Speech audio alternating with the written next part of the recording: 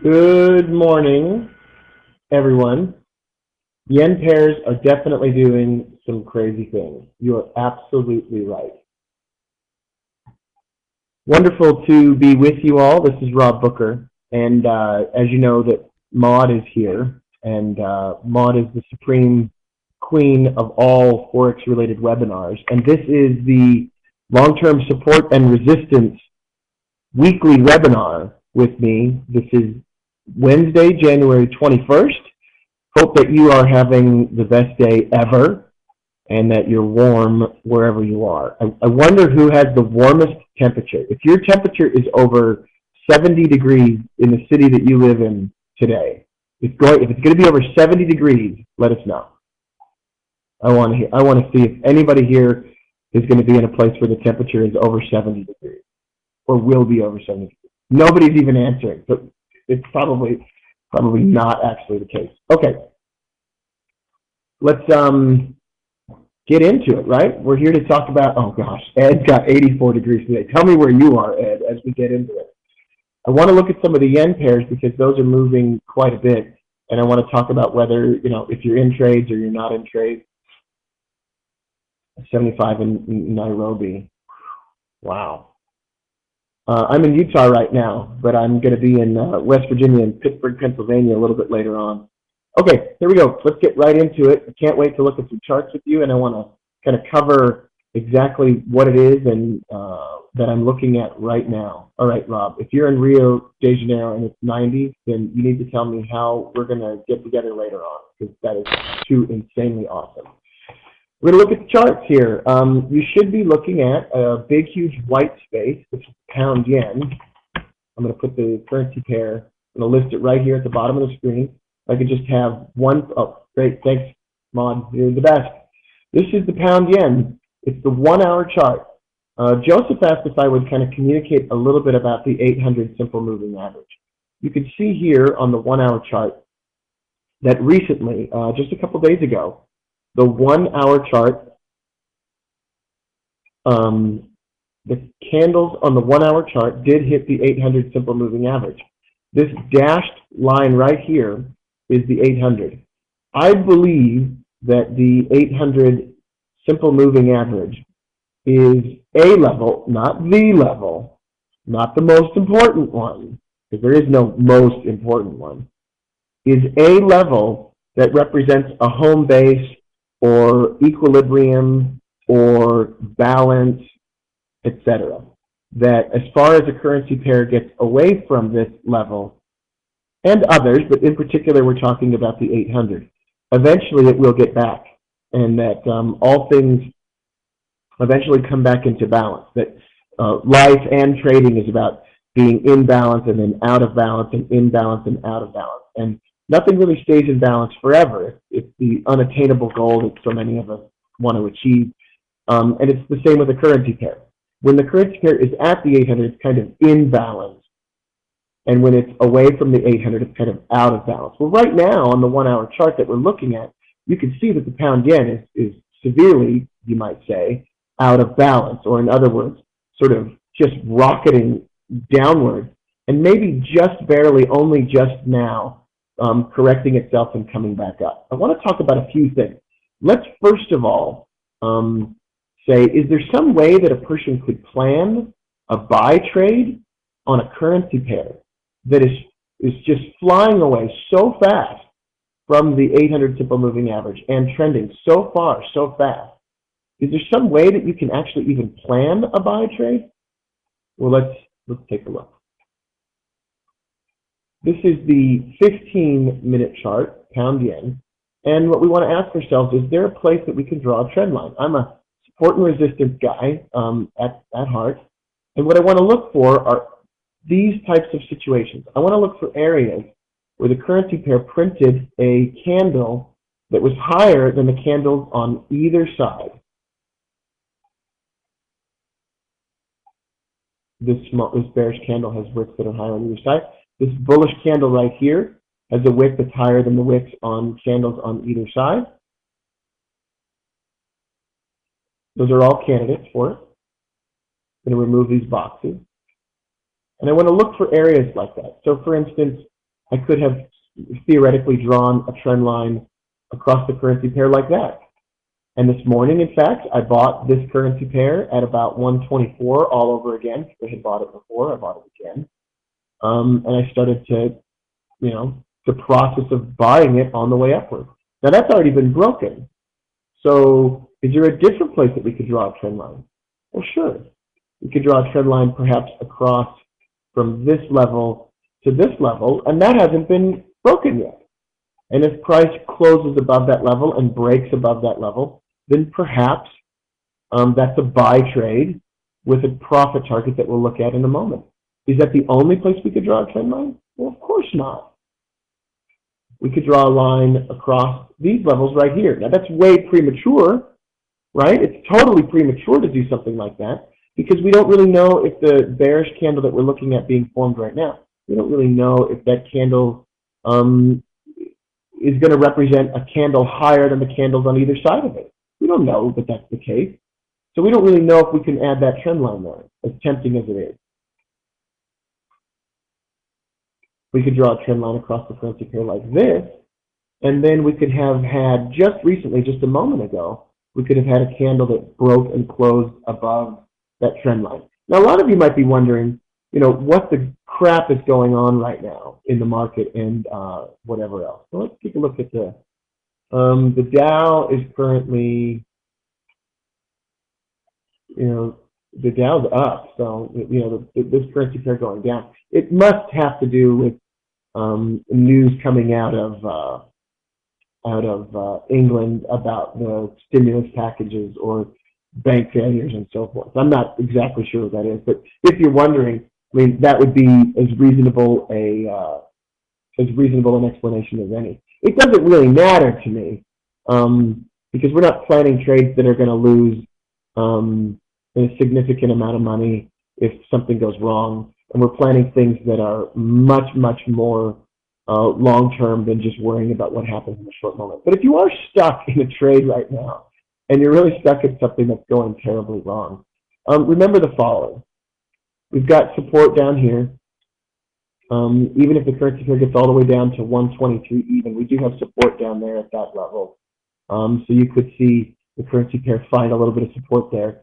You could find that the currency pair is going to reach some type of support in the 123.40 area.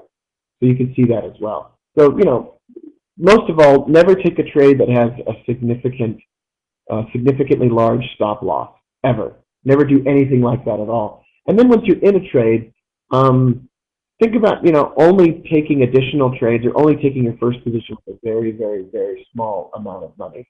So that if something goes wrong, that you're not finding yourself in a position to not be able to do anything about it. All right.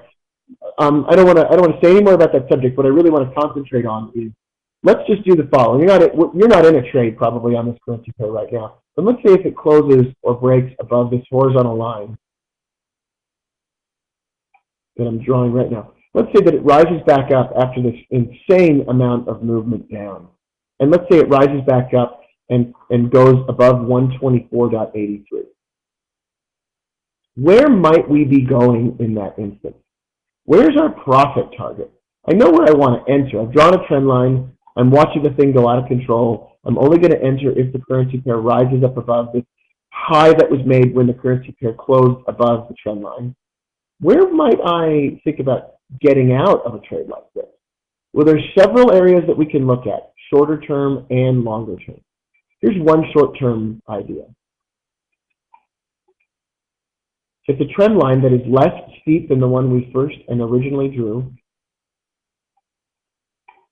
and it's at 125.31. What's the problem with that? The problem with that is that if we get in at 124.90 and we stay in until 125.31, we're only taking 40 pips of profit on a trade that might have to have a stop loss then at 122.81. Now, I don't know about you, but I think risking 200 points to gain 40 is probably not, for most people, an acceptable risk-to-reward ratio. Doesn't mean you can't have a trading system like that if you have a 95% win percentage or 99% win percentage. And it doesn't mean that you can't trade that system if you've tested it. I'm not making or breaking you here just by saying something. I do want to, however, look for something longer term than that. So we're going to get rid of that trend line. Let's go back out to the 1 hour chart.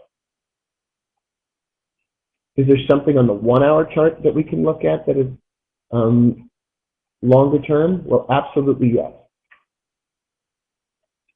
We go from these highs all the way down. Let's color it green. I always color the profit target line, or what I call the baseline. I always color that green. And I always color that first line on the shorter term chart blue, and I call that an entry line. So now we've got a trend line, and Joseph, thanks for bringing up the 800 simple moving average. Now we've got a trend line that descends and meets the current price down at 132.27. It also finds itself right near the 800 simple moving average on the 1 hour chart. So we've got some convergence between a trend line and the 800 simple moving average. And that represents a fairly reasonable profit target. A move above 124.83 that gets us in at 125 even, with a stop loss at 123 with a 200-point stop and something on the order of 650 or 700 points of possible profit. I would move my stop to break even at about 100 points.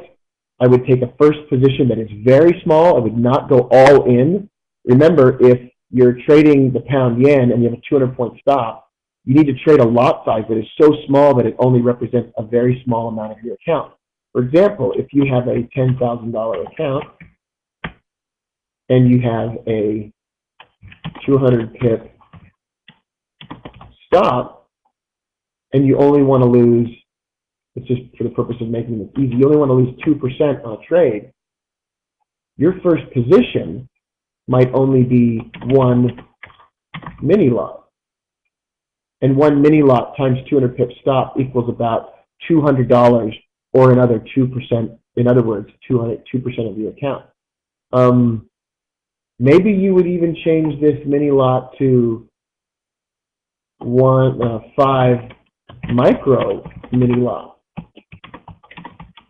for 50 cents a pip, or even less than that, because you don't want to get yourself into a situation where you could lose a great deal of money on a trade with a huge stop loss. I mean, the currency pair just is rocketing all over the place. This pair moves so far, so fast, and you don't want to get caught in something that is really going to cause you any damage. Are there any questions, comments, jokes, or currency pairs that you want to look at? I'm going to stop sharing my screen for a moment, just so I can get back to your question. So there is no screen sharing right now.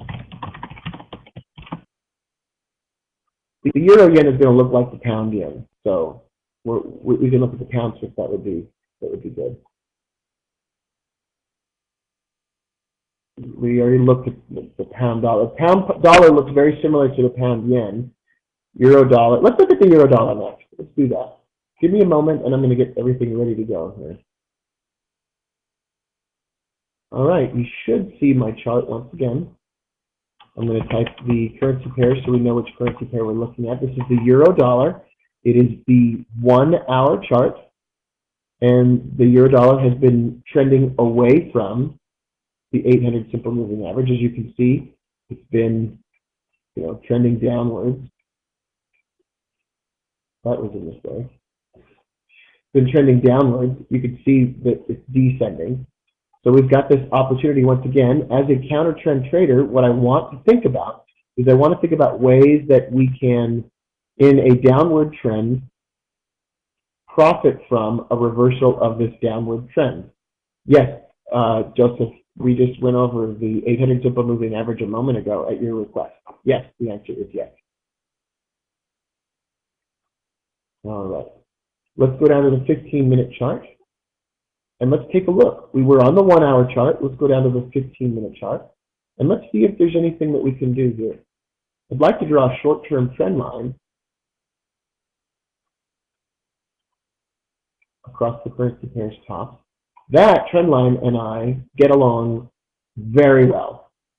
I'd love to buy the currency pair above that trend line. If it closes above that trend line, stop loss would need to go down below the recent lows. You could do recent lows right here at 28.75, or you could get really safe about it and go to recent lows and go at like 28.20. 25. Now that's more than 100 points of a stop loss. Remember the money management rules. A large pip stop loss with a large pip profit target can be acceptable as long as you reduce the size of the trade so that a large pip loss does not actually signify a large percentage loss. Remember, if you have small gains and small losses over time and you compound your gains and your losses, you're much better off than if you try to have huge, huge wins and big, big stop losses that just end up making it all bad. All right, let's go to a longer time frame chart. We know where we want to enter this trade. It closes above this line. Let's go to a longer term chart like the 60 minute. And let's see if we can draw a longer term trend line that could act as a profit target. Well, that's reasonable. We have a little bit of a poke above the trend line over here. By and large, this is exactly what I would want to look at. I like this trade. This is probably my favorite one I've looked at on support and resistance all week, actually. Once again, this is the 1 hour chart now. The entry would come off the 15-minute chart, and the exit would come off the 1 hour chart. Entry would come around 29.40 probably, or lower. Stop loss 28.25, so 115 pip stop loss. Profit target at 31.20, so 180 points of profit potentially. That's not bad at all in exchange for, that's a pretty good risk to reward ratio and totally acceptable. So that's trade number 2. We had an idea on the pound yen. I'd actually like to look at the pound yen real quickly again. And then we had an idea on the euro dollar. So the pound yen is kind of evening out here right now. It's kind of calming down a little bit. Let's look at some questions. Somebody named Annuel says, should spot traders be aware of the options and futures market? If yes, why? Excuse me, you're going to hear a different answer for that every time. You're going to hear a different answer all the time, depending on who you talk to. I personally, turned off the charts, so there are no charts right now. I turned off the screen sharing, just so you don't get worried that it's missing. So I don't look at futures and options markets necessarily. It doesn't mean you can't build a trading system out of looking at that. The Dark Knight asks, what impact should I expect when a currency pair is either trending upwards or downwards from an 800 simple moving average? Well, what I expect, and this is what we talk about when I do live training or the web-based training that I do or whatever, is that we talk about the fact that sets up a possibility to trade back to the 800. And all I do, Dark Knight, is trade away from the 800 in the trend and trade back to the 800 in a counter trend move, over and over and over again. That's all I do. So that's my bread and butter. Okay, I'm going to look at another currency pair now. Let's look at the dollar CAD. Now today I'm going to end in 10 minutes here. I have a meeting I have to go to, and I'll usually go the full 45 minutes or so, but just in particular today. Any relation between the simple moving average 200 and the simple moving average 800? Just that one is a derivative of the other, but nothing other than that, Joseph. Good question. Appreciate it. I'm going to turn back on my screen sharing. You should be able to see me type US dollar, Canadian dollar right here. There was another question. How much do you factor in other indicators and oscillations when entries and exits? Surely you don't go long if daily is overbought. Rarebird, thank you for your question. I do not mean to criticize anybody else's trading methodologies. I'm interested in the fact that surely you wouldn't go long if daily is overbought. Now why? Why wouldn't I do that? If you've got some testing that shows that you shouldn't do that, that's acceptable to me. But what's the definition of overbought? There are times, folks, when the stochastic oscillator will stay overbought or oversold on a daily chart for a month as it goes up. I mean, what is overbought? Is overbought an oscillator, or is overbought something different than that? So yeah, I'll go along if daily is overbought. Absolutely. That doesn't make that much of a difference to me. The second part of your question is absolutely brilliant, and I'm really grateful that you asked it. What other indicators would I use? Frankly, I'd prefer not even to use the indicators that I'm drawing here. I'd prefer to get rid of the 800 and get rid of the trend line. I'd prefer having none. But if I talk about none, it's a much longer conversation, and in 30 minutes we're never going to get through. In the training that I do, we talk just a ton about trading without any indicators and learning to trade from price. So my answer is the less the better, actually. The more reliant we become on indicators built by other people and oscillators that are derivatives of price, the more likely it is that when our methodologies break down, that we will not have the tools necessary to get ourselves out of trouble. However, if you trade from price, then as price evolves and price changes, so do you. And you're left far more self-sufficient than you would be otherwise. It's why I talk, like I said, talk so much about it. When I was in Seattle for the seminar over the weekend, we spent 2 days talking essentially about trading price. That was it. I mean, essentially, you could have termed the seminar trading price, and that's what I'm most attracted to, and it's what I like to do the most. Okay, this is the dollar Canadian. I appreciate all of your questions. It's good to spend time with you, and I do enjoy talking to traders, if you haven't noticed that. Okay, here's the dollar Canadian. Let's look at something a little bit longer term. Let's not look at something so short term, like we looked at on the 15 minutes. Let's draw a trend line on the 1 hour and talk about what happens if that breaks. What happens if this 1 hour trend line breaks? Okay, I lied. I don't want to talk about the long term. I see something I want to talk about on the short term. I'm noticing here that I want to make this a profit target. So I take everything back that I just said. I'm going to look short term. This is a 1 hour chart right now. This is the dollar Canadian 1 hour chart. Not highly correlated with the other currency pairs we just looked at. So we're going to have 3 different kind of setups here. There's a dollar Canadian. Let's see if I can get myself on the 15-minute chart now. I like that green level as a profit target. And what I really like looking at right here is, we can even get shorter term than that. We're going to go down to the 5-minute chart, folks. We're going to look at something short term.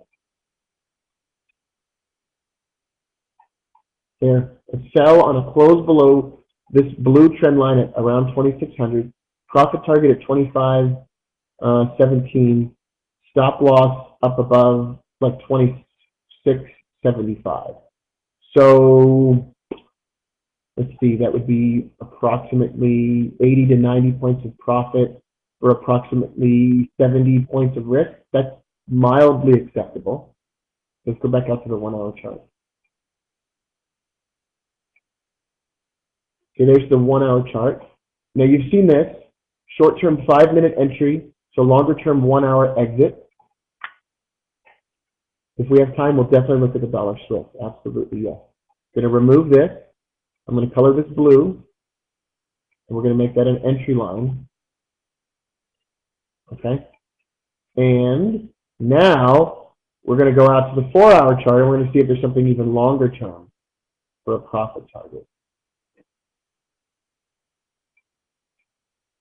Okay, ignore all those words at the bottom of the screen because they come from having looked at other currency pairs on the same chart. This is the dollar CAD once again. Now we're looking at the 4 hour chart. A close below the trend line, the blue trend line on the 1 hour chart, that blue trend line, would lead to a sell trade for me. The stop loss above 27.50 and a profit target around 21.50 or 2200 even, $1.22 even. Are there any questions about the dollar CAD that we just looked at? I'm going to turn off screen sharing. No regards for the crude price. Not necessarily. No, not necessarily. I mean, I think crude and the dollar CAD are, definitely related to each other. Absolutely. Absolutely. But I don't pay attention to it, no. Dollar Swiss 4-hour chart. We're going to pull that up next. You should be able to see a chart on my screen, and I'm now typing dollar Swiss so you can see the word dollar Swiss so you know what currency pair we're looking at. If you are able to see that correctly, please let me know so I don't like just go on droning onward here, talking about it without a chart up. Okay, thanks, Ed. Appreciate it. You'll notice that the 4-hour chart is just breaking above the 800 simple moving average. The dollar is breaking out upwards on the 4-hour chart, away from the 800 simple moving average. Something to think about. We're not going to focus on that technique today. That's really something we talk about in other places. Okay,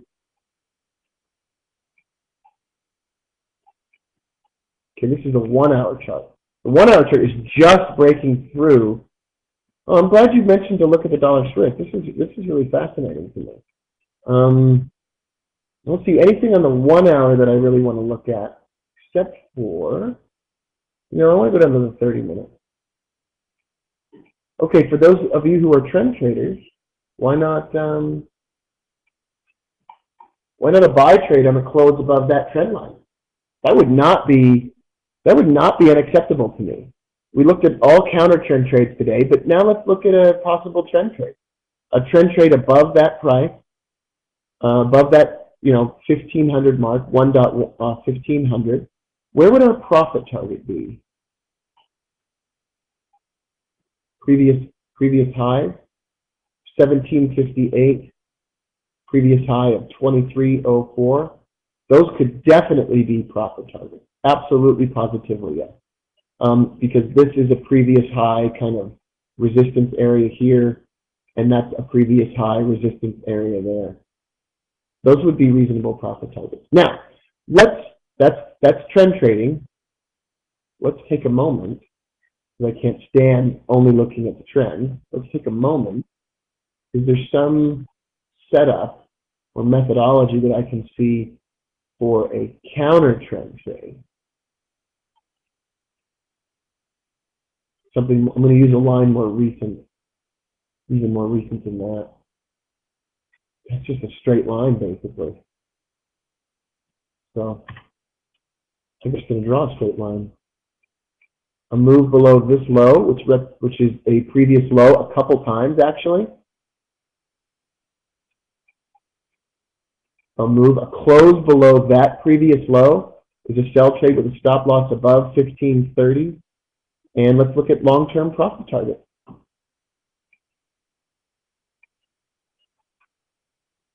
Drawing a trend line across those levels right there. I'm going to color it green because it's my profit target line.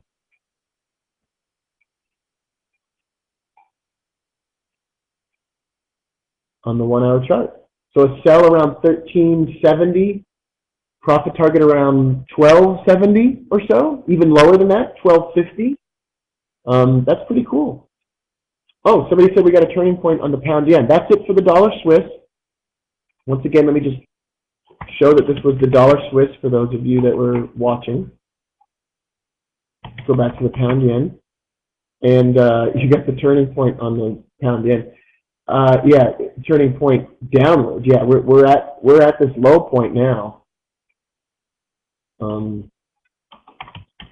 Let me make sure we all know what the chart we're looking at. Can you see the pound yen chart? Did it come up appropriately? Did it come up correctly? Okay. Here's what I might look at on a short-term chart, folks. We're down here at this previous low. I might look for a doji or a bullish engulfing candle, that kind of thing. That might be what I look for before I sort of, jumped in something going upward. It's now at this previous low, and if it continues to break through it, that's a trend style trade. But there does seem to be support down at 122.96.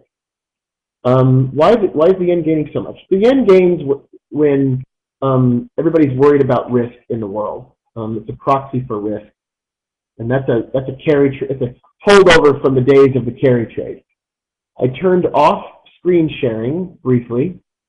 Do I consider Fibos and waves in deciding my trade? No, but I don't think that they're poor. I don't think that they're bad. Just because I say I don't use something, don't assume that I don't think that they're worthwhile.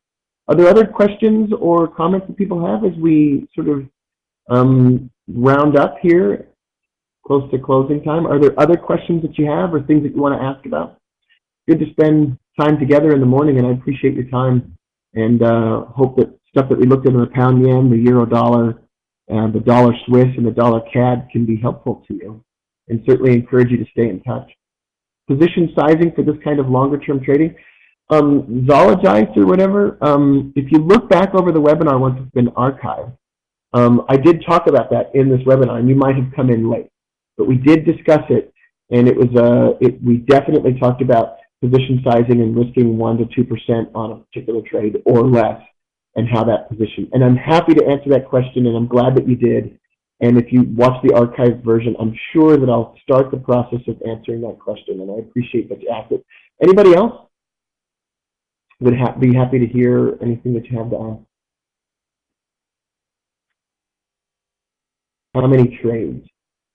That's not a question. It needs to be phrased in a question. Malcolm, what type of trade investment bankers and pro traders prefer in terms of currency options or spot trades? How many positions do I handle at the same time? I'm willing to start a position risking 1/4 or even 1/10 of 1% of my account, and then add to the position as the trade goes in my favor, and have as many as 10 or 15 or 20 trades going on that same idea. As long as, Joseph, in the end, on the whole set of positions, I'm not risking more than 2 or 3% of my account. Thanks for the question. Malcolm says, what type of trade investment bankers and pro traders prefer in terms of currency options or spot trades? They don't prefer only one type. If you ever hear anybody tell you that bankers only trade one way, you are listening to somebody that doesn't know what they're talking about. There are as many different styles of trading between bankers and prop traders as there are between retail currency traders. What happens if the trend line is broken because price is going sideways? Oh, that is an excellent question. If the trend line only breaks because price is going sideways, I wait until I get a really strong candle that goes in the favor of the trend line break. Otherwise, I don't want to trade it. Yeah. Any other questions? Love the questions. Fantastic stuff. Wow, yen. Yeah, the yen really is moving. It's just really screaming. Thanks, everybody, for being here today. I really appreciated the time we had together, and look forward to seeing you again next week at the same time. Thanks, Maud, as well. And I will not be in New York in February. I'm not coming to that show, at least not yet, not now.